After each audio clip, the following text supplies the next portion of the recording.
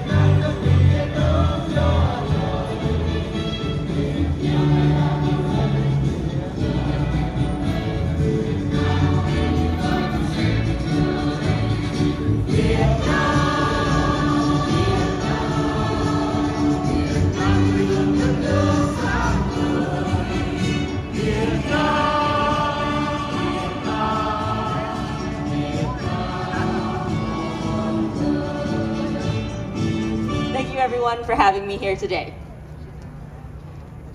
75 years since the Declaration of Human Rights was signed.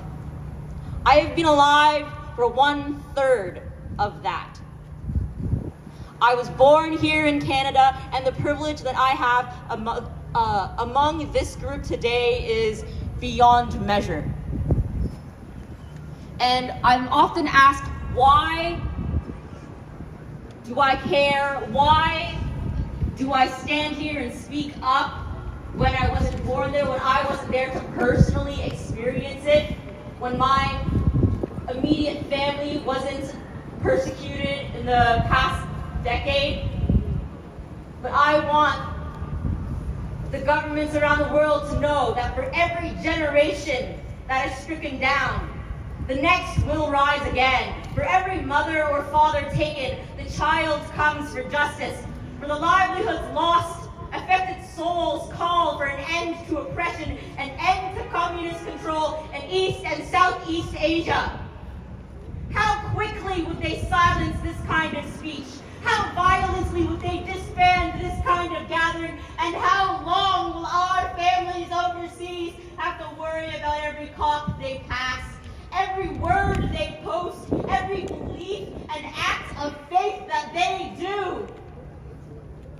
In Vietnam, be it Buddhist or Christian, they target religious leaders because they have the power to inspire. Religious leaders inspire populations to distinguish right from wrong, inspire people to stand together, and that threatens them. The Vietnamese government targets independent journalists just as the CCP targets independent journalists and academics because they spread truth. Agents of truth threaten power. If all the agents of truth disappeared, the regime would have full control of the narrative. But they will not disappear. We will not disappear. The truth does not disappear. The more they take, the more they imprison and beat, and the more grief that they cause, the more anger that they fuel. And that anger turns to energy, turns to action. Every abuse of power committed is an invitation for dissent, and that is what we are here to do. We are here to support our brothers and sisters in Vietnam, in China, in Tibet, in Hong Kong. I have attended rallies and protests for a free Vietnam all of my life, and it took me a long time to understand the full breadth of what I was being taught. These protests were happening long before me, and I do not expect them to stop until the regime is dismantled. Because we are all from proud peoples. We are strong, we are resourceful, we will not give in. We resist with our words, with our voices. And there is power, for me, there is power in life and in levity. so please forgive me for wrapping this up with a joke. A climate activist, a social media user, and a monk all walk into a bar. They say ouch and are forced back from the jail cell door. I'm not making light of abuse from a government or from a police force.